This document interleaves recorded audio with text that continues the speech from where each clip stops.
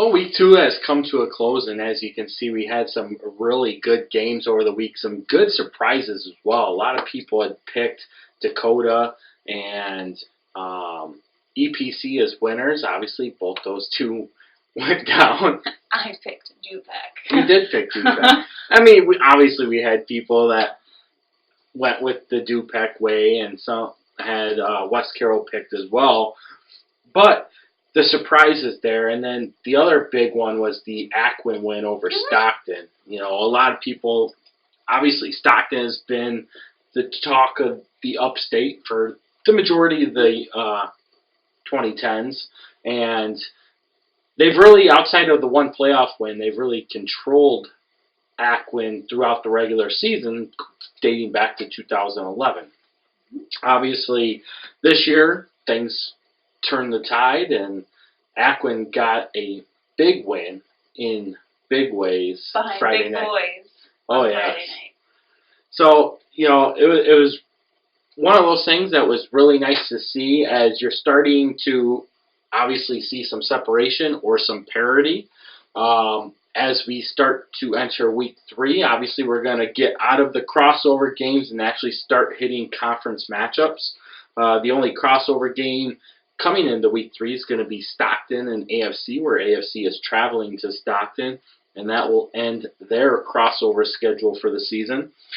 But it'll be interesting because now we'll start to see the fluctuation come and go. And through the first 2 weeks, the north side is 8-6 against the south side. So it really shows you a good even amount of play between both sides of the conference. Now, looking ahead, obviously big games this week are going to be EPC and West Carroll, which is going to be our featured game of the week. Du-Pec at Dakota, because obviously Du-Pec's on a 2-game winning streak right now. Dakota on a 2-game losing streak. Dakota, starting in the state rankings, has definitely dropped out after the 2 performances they've had in back-to-back weeks. And then Galena at Orangeville, as Orangeville's off to a 1-1 start with their only loss coming to Aquin. But Galena at 0-2, honestly, if you take a look at some things, there's a lot of questions there. You know, they had a very close loss in a game they controlled against West Carroll. You knew that they were going to lose to Forreston, but even there, they played pretty decent and never really quit against Forreston. Granted, Forreston was just that much better of a team, but there's still some things there to be answered on Galena. Obviously, looking across the state, some big games happened. Biggest one I really paid attention to. Arcola and Tuscola. Yeah. Which, it was a close game. I mean, Tuscola lost by 3 points. Arcola lost. Or Arcola lost. Yeah. I'm sorry, I can't read. But yeah. No, it's all right. It was a great game, though. I mean, it went back and forth, and that was a crazy game. I watched some of the highlight reel from that game, and both teams very physical. Obviously, both teams still running out of the spread formation. A little bit different than what we saw Arcola do here a couple years ago when they won the 2015 state championship. But, you know, Tuscola doing what Tuscola always does. And, you know, I was really surprised at the level of scoring, only for the fact that both teams really were very physical, but they both kind of sat back when it was passed. I mean, granted, when you play a spread-type team that can throw the ball, you have to be able to respect the pass, so you tend to see more yardage. And we saw that with Lena Winslow against Tuscola 2 years ago when Lena Winslow only had or gave up like 230 yards of offense. So other ones, obviously, GCMS moves to 2-0. Merle Forsyth, Sterling Newman, Bismarck Henning. On the 1A side, Aurora Christian's 2-0 after they beat Chicago Brownsville. A team down in the south to really pay attention to on top of Tuscola and Arcola in Class 1A is going to be Moweaqua Central A&M as they move to 2-0. In the Lincoln Trail, obviously, you have Princeville and Anawan Wethersfield out of that conference. Both of those 2 teams are at 2-0 as to start off the year. And a team out of the Three Rivers that some people are going to laugh, but you're starting to see a big resurgence from, especially when they go into Class 1A, is Morrison. The Mustangs had a big win over Sherrard, 54-6. Granted, Sherrard hasn't had much of a team the last few years, but still to go in there, win that big. They had like 10 different ball carriers in that game. They're starting to do things. And, you know, if you take a look at their fresh soft levels, their fresh soft has lost in 2 seasons now. So they have a lot of things building up there down in Morrison once again. Another team to really pay attention to here as well in the Heart of Illinois Conference is Tremont. They actually beat Fisher in a very close game, 14-7. Fisher, another team out of the Heart of Illinois that's going to be a team to watch as well. That's the same conference that the 2-time state champion Gibson City Melvin Sibley Falcons are out of. So a lot of good things coming out of the HOIC this year. Going back to 2A, obviously you really take a look, big runners. Yeah. Nothing really changing. No, and I mean, the only thing that's out there that's kind of not even really a question. I mean, St. Teresa's 2-0. They had a forfeit. So, I mean, that kind of leaves them a little bit up in the air. But yeah, like you were talking about earlier, Bismarck Hitting, Clifton Central, Fieldcrest, Orion, Pana, Rockridge, you know, they've played EPC in the past. And Rockford Lutheran's 1-1. Big surprises, Tri-Valley at 0-2. Oh, yeah, losing to Fieldcrest, yeah. And last week they lost to the week before they lost to St. Teresa. They haven't even scored a point yet. They've been shut out in both games. So, obviously, Coach Roop has some things to do down there in Downs to get Tri-Valley and the Vikings back up. But again, another team in the HOIC that, you know, last year they had a very tough start. They were 5-4 entering the playoffs and ended up making it to the 2A quarterfinals before they lost there. But, you know, like you said, in St. Teresa, 2-0. And right now, they're a bubble team between 2A and 3A because their enrollment's at like 394. But they still got that conference matchup with Tuscola coming as well, along with Moweaqua Central A&M. So a lot of big games going on around the state. We haven't really touched too much on what's going on around the state. So we want to give you that fill in there. And, you know, another good one, too, is looking at, like, Coach Bates down at Auburn, the Trojans. He's got them guys at 2-0 right now in the Sangamo. Granted, that's probably not going to last when you have to go up with the Williamsvilles and the Maroa Forsyths, but when you have Athens as well coming out of there, you know, that can create quite the interesting concept. So, obviously, a lot of big things to go there as we start looking forward. Anyhow, we'll break down what the NUIC has as we enter into Week 3 right now. We're going to open up with our crossover game this week, which sees AFC traveling to Stockton. AFC enters the game with an 0-2 record, where Stockton comes in with a 1-1 record. Last week, AFC lost to Orangeville 41-14, where Stockton lost to Aquin 40-22. And last year, these two met up in Week 6, where Stockton won the game 52-0. You know, I really don't think much is going to change. I mean, even after Stockton's loss to Aquin this last week, I think Stockton still played a heck of a game. They were still physical. You know, Aquin was there. So, I mean, I don't see much. I still don't see much of a change going into this game. Yeah, I mean, AFC's obviously gotten off to a tough start. They lost to East Dubuque in Week 1, now losing to Orangeville by an even larger score, which honestly starts to make you look at the Orangeville East Dubuque game as a potential big matchup, which those two teams have met each of the last 2 years and will again this year. But as far as this game, you know, Stockton got down 20-0 early against Aquin, where Aquin just had full control in that first quarter. But once the second quarter hit and Aquin was up 20-0, it almost seemed like they let off the gas. It seemed like and then it. Stockton would sneak in. And I agree with you. I mean, Stockton took full advantage of that, made it a 20-14 score after 2 drives that resulted in touchdowns, and it really started to look like maybe Stockton had found something offensively to get to the outside.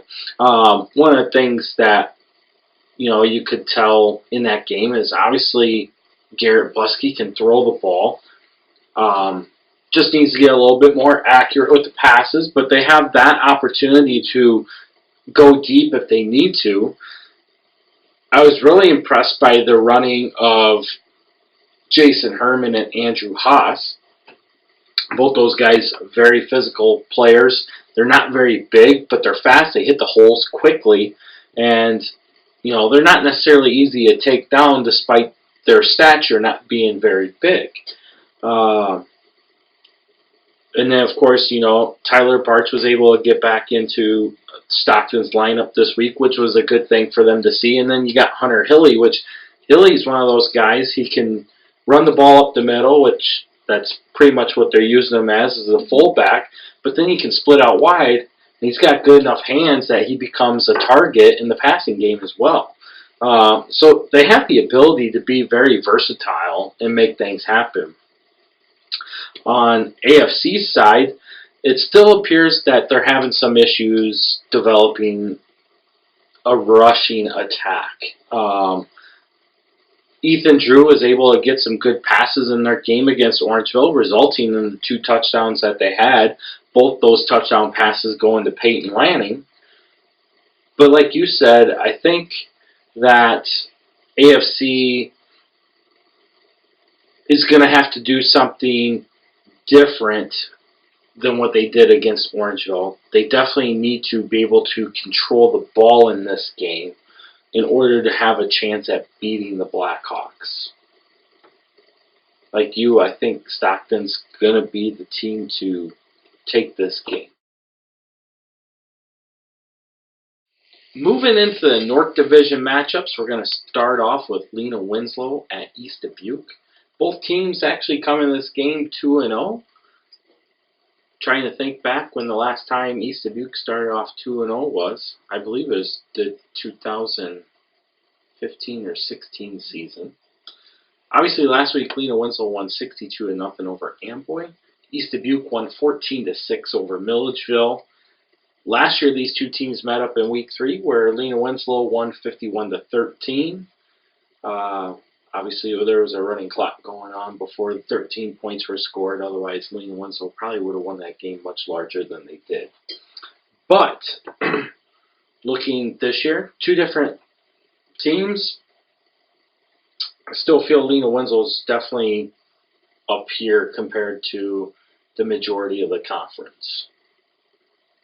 Do you need me to agree to that? Because I totally 100% agree. We've talked about this numerous times. For East Dubuque to have a shot in this game, obviously they're going to have to be playing a very clean game.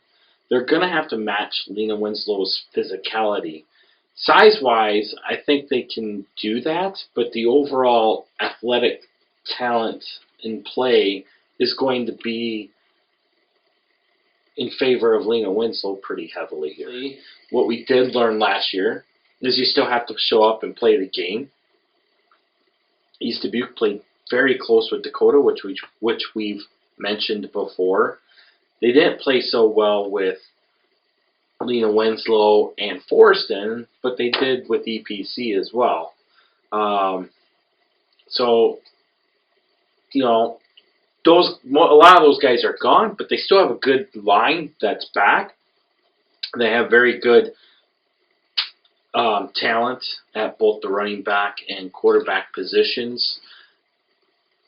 But, Lena Winslow's with Luke Benson at quarterback. Granted, he's only a sophomore. He's able to sling it. Obviously, you got Ormiston. So, Sean Ormiston did crack 3,000 career yards this week. So, congratulations, Sean, on that.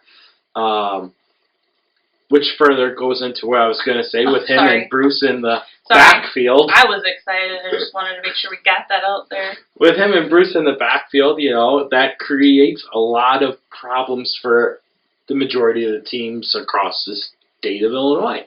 in Class 1A. But no, you're absolutely right with Ormiston. I mean, getting to 3,000 yards, you know, he's officially at 3,042 right now. The record is 4,600 and some change. So coming into the season, he needed just over 1,900 yards, which, you know, through a 10-game season, considering Lena Winslow makes the playoffs at least at minimum, which they should, and plays the one playoff game, that'd be 190 yards per game he would need. Right now, you know, he's probably averaging about 130 because he only had 86 yards this past week and he had 161 the first week. So, yeah, Lena Winslow, they should win this big. Galena at Orangeville, coming back to a Saturday game in Orangeville. Galena comes in with an 0-2 record. The Broncos are 1-1. Last week, Galena lost to Forreston 52-9, where Orangeville beat AFC 41-14. The last time these two teams met was back in 2010, where Galena won 46-0 in Week 9 before both of them entered the playoffs. 2010 was wow. That wasn't 9 years ago already, was it? Yeah. Back when Lena Winslow won their first state championship. Crazy. Anyhow, this game's got a lot to build up on. I mean, there's a lot of things that can happen in this game, a lot of questions surrounding this game, at least in my aspects and what I see this game. Obviously, Orangeville with Rodabaugh having a huge game last week with 205 yards rushing, as he's also starting to chase down the 3,000-yard career rushing mark. And then you have Galena, you know,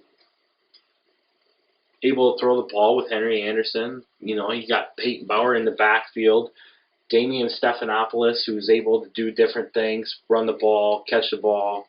Isaac Stengel, same thing. Obviously, both teams have some threats. Orangeville, you know, with Doyle in quarterback, and then you have Carter Kleckler and Dalton Lowe available. Also Carson Rote. So, and then, just the weapons in this game that both teams possess could be a very high-scoring game when you think about it. You know, Galena, looking at what they have going forward, this is going to be a big game for them to get in the win column if they can do so. You take a look at what their schedule has moving forward. They still have Lena Winslow on the schedule in Week 8. But they have the rest of their schedule, they have the ability to pull out 6 wins. I mean, especially after looking at what Dakota's done so far, starting off 0-2, with what Galena was able to play with West Carroll. West Carroll obviously beating Dakota. You still have Stockton. Du-Pec, obviously, Du-Pec has surprised a lot of people, even though we knew that coming in this year they were going to keep improving and increasing their win totals. But they did steal one, in my opinion, with their win over EPC. Stockton starting off 1-1. Amboy obviously is at 0-2. So Galena has that opportunity to get to that 5-4, 6-3 mark to get themselves back into the playoff picture in 2019. Obviously, they need to get that win here this week against Orangeville, whereas Orangeville needs to do the same. They just need to keep winning. They, too, face the exact same schedule with the exception of Milledgeville in Week 9, as Galena has coming up right now as well. So obviously there's a lot of intrigue in this game. Galena wins. Both Galena and Orangeville are at 1-2. Orangeville wins are at 2-1. Sitting a little bit prettier for that playoff picture. And it's crazy to think, but yes, after Week 3, we're already a third of the way through the season. So you got to start looking at that playoff picture and where you're going to get that 5th win. But I like the Broncos in this game. I also like the Broncos in this matchup. Du-Pec at Dakota. Obviously, we have another matchup here that this could potentially have been a game of the week matchup. It did not fall in that category for us this week, but still a very big game considering the fact that despite the records, Du-Pec coming in at 2-0 and Dakota at 0-2, this is still a very pivotal matchup for the Indians and the Rivermen. Obviously, Du-Pec sitting in a very nice spot here at 2-0. Dakota's sitting in a very precarious position at 0-2, especially when you got the likes of Lena Winslow and EPC knocking on the door in weeks 4 and 5. Yep. Dakota, provided their teams that they have on schedules, you know, their teams keep winning, which, you know, most of them should at least finish with 2, if not 3 to 4 wins or better. Dakota should be in the playoffs with a 5-4 record. They should have enough playoff points to get there. But you don't want to rely on 5-4. You want to make it 6-3 for sure. And quite honestly, looking at week 4, that matchup is not in favor of Dakota whatsoever. Making this game against Du-Pec very, very important for the Indians to get a W, especially at home in Dakota. Yeah, they need to get that seed planted and get it planted now. Yeah. You know, it's one of those things where you get this one, you could lose to Lena Winslow and to EPC and come out week 5 at 1-4, and then you're forced to win out. You get this one and you lose to Lena Winslow and you beat EPC in week 5, you come out 2-3. That's probably the best scenario for Dakota at this point in the season. Well, and I feel like Dakota, I mean, they were heavily weighted, I guess, if I want to put it that way, at the beginning of their season. I mean, after they play Lena Winslow in week 4, you've got EPC week 5, like you said, and then it's East Dubuque, Galena, Orangeville, and Stockton. But I mean, you don't want to just, like you said, be relying on those. No, you can't, especially with the fact that Orangeville's going to give them a test. Galena gave them a test, what was it, 2 years ago? Mm-hmm. Galena came out of the woodwork and gave Dakota a good test, and I think that this year Galena will give Dakota a good test. East Dubuque has given Dakota plenty of tests each of the last 2 years. Granted, their nemesis was Lane Boyer, who has recently graduated. Stockton, obviously Dakota controlled Stockton in all facets of the game last year in the playoffs, but Stockton is still a very formidable team that once everybody's healthy, comes together, you know, that's still a game that, you know, I think Dakota is favored in heavily, but I wouldn't be surprised because Stockton has a way to find ways to win, and the way Dakota is playing right now, granted that game's not till week 9, you know, the way right now Dakota's playing, there's a lot to be desired there. And granted, you know, we knew West Carroll was up and coming. You could see it last year. This year, they're making those things happen. Du-Pec, though, you know, they still need to identify a run game. They're doing great passing the ball, but so far their run game is something to be left desired yet. And so Du-Pec needs to really focus on identifying a run game, getting their offensive line to fire off the ball, because at some point, not being able to run the ball is going to catch up with the Rivermen. And that's where I think Dakota can do that this week. I think they can shut down Du-Pec, only because Dakota has the right athletes in the defensive backfield to make plays happen. And they have a front 4 on defense that can push the Rivermen around. So you're taking Dakota? I am. I'm going to stick with the Rivermen. They haven't let me down the last 2 weeks, and I think that they're going to be 3-0. There you go. Moving over into the South Division, we have Amboy traveling to Forreston. Amboy comes in with an 0-2 mark. Forreston comes in with a 2-0 mark. Last week, Amboy lost. Yeah. 62-0 versus Lena Winslow, and Forreston beat Galena 52-9. Yeah, I thought I was seeing something wrong.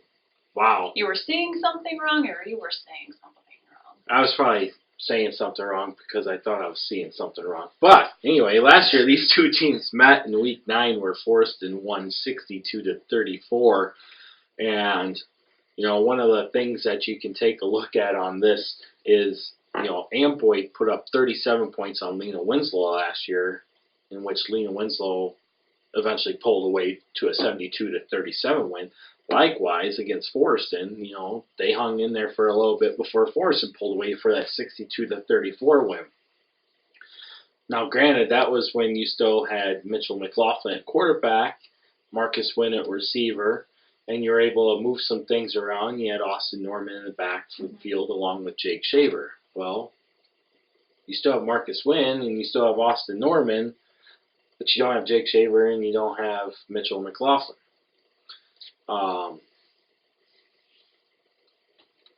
Amboy's obviously hurting on numbers right now. They're hurting on size. Haven't seen Amboy in person since they played Dakota last year for a little bit, and we saw them back in week 3 of 2016 against Forreston. At Forreston, yeah. And now they come back to Forreston. And that game against Forreston 2 years ago in Forreston was not a very pretty game. That went in Forreston's favor rather easily. But this year, you know, unfortunately for Amboy, they have talent, but they don't have a lot of size. They don't have a lot to put together or to work with, unfortunately, to stay with the big dogs. And one of those big dogs is looming right in front of you again, back-to-back weeks, Lena Winslow and now Forreston. Really isn't a whole lot to say on this game. I think that Forreston's going to have their way. You're going to see a plethora of running backs for the Cardinals in this game, like you did last week against Galena. They had, 14 ball carriers last week? 14 ball carriers. That's awesome. And I mean, and Coach Zick even stated, he goes, yeah, we're going to platoon in 6 like we always do. I mean, that's just the Forreston way. Run with 6 ball carriers, get the best out of your opportunities that you have, but also it empowers your other players to take those carries, get that game experience, and they're being relied upon to be successful, knowing that next year they'll probably, the 3 that are coming in are going to be the 3 that are going to be the head of the monster the following year. And what Forreston has going on right now has been a buildup of what Dubuque created back in 2008. He had the buy-in from the 2011 team. Those kids, quite a few of them now, are coaching on the Forreston staff with everybody behind them was looking at them as those are the guys we need to replicate, and it just keeps building. And, of course, now that you have Zick at head coach, he's just building up exactly where Dubuque was going. And it's honestly, it's great to see what a program like Forreston can do here. But the Cards are going to win this one pretty big. I agree. Move on to Milledgeville, where they are going to play host to Aquin. The Bulldogs come in with a 2-0 mark after they beat Stockton 40-22. And Milledgeville comes in at 0-2 after they lost to East Dubuque 14-6. Last year, this game was a very interesting game in Week 9, where Milledgeville hung on to win 36-28 to complete their undefeated season. Likewise, it kept Aquin out of the playoffs, because had Aquin won that game, they would have been in the playoffs. So, do you think Aquin has something that they want to avenge in this one? I would think so. And I think that they will do just that. Yeah, I do too. Obviously, Milledgeville lost a lot of their senior heavy class, something that has been talked about relatively a lot. Again, like we stated before, Milledgeville just doesn't have a lot of size. they're still going to come to play, which is great because, I mean, honestly, at this stage in the game, that's all you can ask for. You know, did you do the best that you could, and did you give everything that you could? And as long as you can say yes to both of those questions, then you have nothing to be ashamed about. And that's all you can ask for. Give your best effort, play hard, play physical, play as fast as you can, and leave it all on the field and let the rest take its place. Aquin is on a mission this year. They want to prove that they can play with the big boys. No, you don't want to say the big dogs?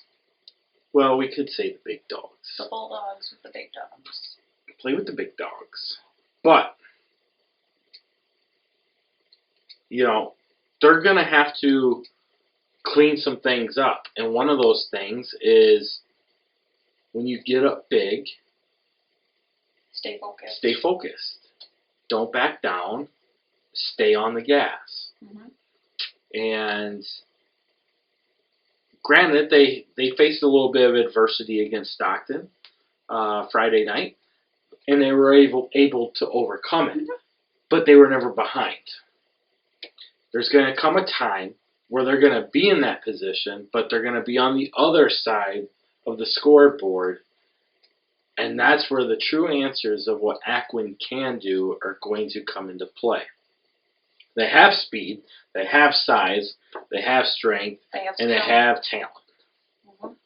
I mean, you got 4 check marks right there. Now you just got to pick up that level of play in order to play with a Forreston or a Lena Winslow, and you're going to get your shot come week 6 because, granted, EPC is not what they were last year, not even close, but they're still a very strong team, and in week 6, Aquin's going to play EPC.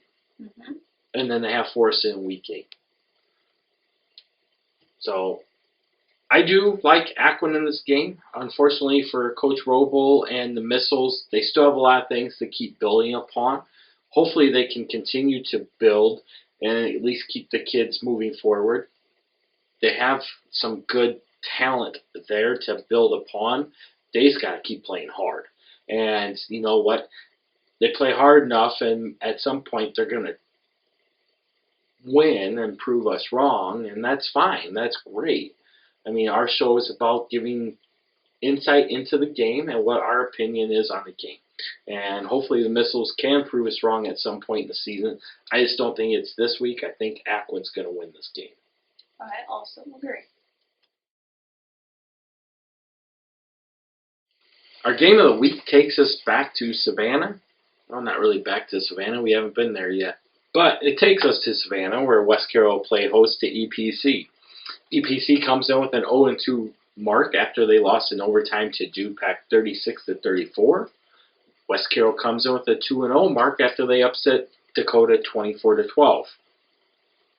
Last year, EPC won this game 40-12 in Week 7. Obviously, that was a tale of two teams. EPC lost most of their team. West Carroll brought most of their team back. So while West Carroll had a lot of suffering to do last year, now the tides may have turned. The tides have definitely turned, I think. Especially when you take a look at what West Carroll's done thus far. They played a very tight game with Galena, one in which they had to battle back from 2 scores down entering the 4th quarter to pull out that one. And then they basically took full control of Dakota from the onset. Granted, they only scored 3 touchdowns and Dakota only scored 2, but a 12-point game is a 2-score game, even though they only scored 1 more touchdown. But West Carroll was able to convert their 2-point conversions every single time, where Dakota couldn't convert anything. And that's how you can make a 1-score game into a 2-score differential. Obviously, West Carroll has a lot of things to continue to work on, and one of those is rushing the ball. They're doing a great job as far as getting ball movement, but they haven't done so in a consistent manner outside of a guy by the name of Derek Tracy. And that's great for for Derek to be having the type of season he is from the quarterback position, but at some point you got to get somebody else the ball out of the running back position to be able to do things. And they have Cody Sipe at the fullback position. Obviously, he's a bruiser. He can do a lot of things. He scored 2 touchdowns against Dakota last week, but he only had 36 yards of offense rushing to do that on. So obviously, they use him in those short yardage situations. Not short down, but short yardage situations. And they relied on Tracy to run the ball quite often. And probably some of that was due to the fact that they probably call a few more pass plays than what they had rushing plays, and he was flushed out of the pocket and decided to run instead of throw the ball, which goes to, the type of player that Derek Tracy is. He's just an athlete that can make things happen. And he's quite impressive, to say the least. For EPC, one of the highlights that they had, Braden Herron's back. So that's huge for EPC. They needed Herron to be back. It's great to see him back, recovered from his injury from preseason, and be back on the field playing, especially considering it's his senior year. So for EPC, that's huge. And they had some good things happen, I saw a little bit of their highlights, and, Lane Christians did some good things. Braden Preston did awesome things when he had the opportunity to do those things. Returned a kickoff for a touchdown, had a huge pass play as well for a touchdown. But EPC's just they gotta get an identity right now, of which they don't have one. You have a very strong line, one of the best lines in the conference, but if you can't get the line moving and get plays going forward, you're going to have issues. And obviously they're having issues on defense, specifically pass defense, because they gave up a lot of yards through the air to Du-Pec. This game, West Carroll likes to throw the ball. Du-Pec threw the ball. I would say right now Tracy's a little bit higher up the rung of QBs than what Hunter Hoffman is. No problem there. But I like West Carroll. All right, our bench warmers player of the week for week 2. In the north, we have Hunter Hoffman, the quarterback of Du-Pec. Hunter had a huge game, 253 yards passing, 3 touchdowns, in a big program win for Du-Pec with a 36-34 overtime win over EPC. Heck of performance by Hunter to get those games. One of those catches was a highlight reel catch, which was just unbelievable. But the way he was able to place that ball out there in numerous attempts was just amazing. I mean, he was 15 of 28 throwing in that game, so just slightly over 50%. But man, he was effective. In the South, we had Andrew Bowman, wide receiver for Aquin. He had 100 yards receiving and 2 touchdowns in Aquin's big win over Stockton, 40-22. And his one big catch really was the separation of the game when he went 66 yards on a quick pitch and catch in the third quarter that extended that Aquin lead to a 3-score lead that really put the nail in the coffin to the Blackhawks in that game. So great performances by both these kids. Excellent jobs of propelling them to big wins. To victory. Player of the Weeks, head into Benchwarmers in Freeport, where you'll receive your extra large pizza and wings, complimentary of Benchwarmers. Our NUIC Power 5. Boy, we saw some shifting in this one, but the top 2 remain the same, obviously. Lena Winslow taking top honors with a 2-0 mark after they beat Amboy 62-0.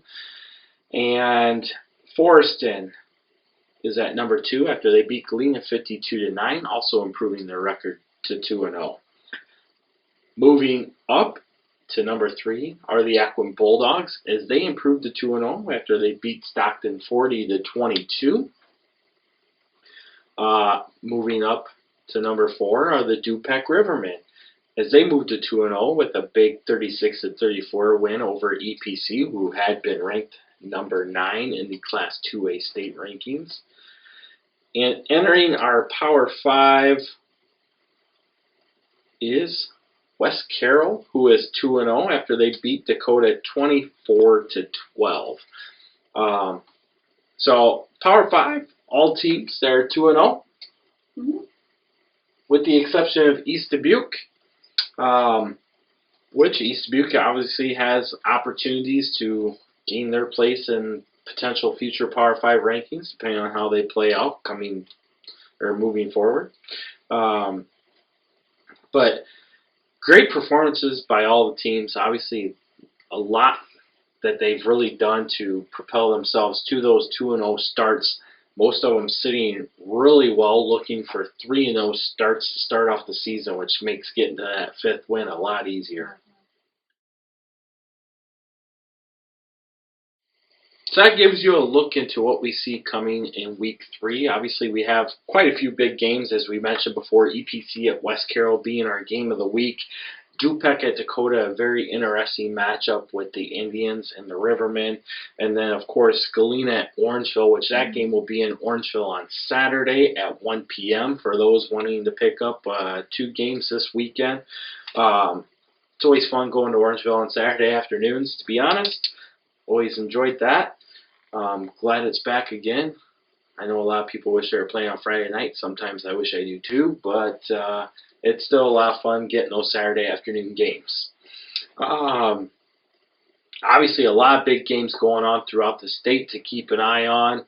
Don't have all the game listings wrote down to tell you what they are, but we did go through and list who the top teams are, what they're doing, what they've done so far. Obviously, not a lot has really changed from last year to this year, with the exception of potentially Arcola being a true contender in the South to match Athens and Tuscola potentially, provided that Athens and Tuscola do drop into 1A, which I think they will, as both of them are at 305 or under as far as enrollment is concerned. 2A, a lot of the same hitters. And GCMS, GCMS, Newman, Rockridge, Orion, Bismarck Henny. St. Teresa, there too. They're on that 2A, 3A bubble. There again, though, I feel that they will fall into 2A. But a lot of things can happen. The more teams that qualify in 1A with smaller enrollments, the more that line shifts downward. So, last year was the lowest number of enrollment we've seen in the last 12 years. So, and that was 292 last year. Anawan Wethersfield was the last team in the Class 1A playoffs. So, typically the enrollment cutoff is 305 to 317, right in that ballpark, and it's been averaging about 308 for the last 12 years. So that just gives you an idea of what we're looking at. But we move forward into Week 3. Lots of good games to go. Get out to the game. Support your team. Support your communities. If you don't know what game to go to, like we said, we've listed 3 of them for you. Pick one and go into it. Have fun. Enjoy. As always, root for the NUIC.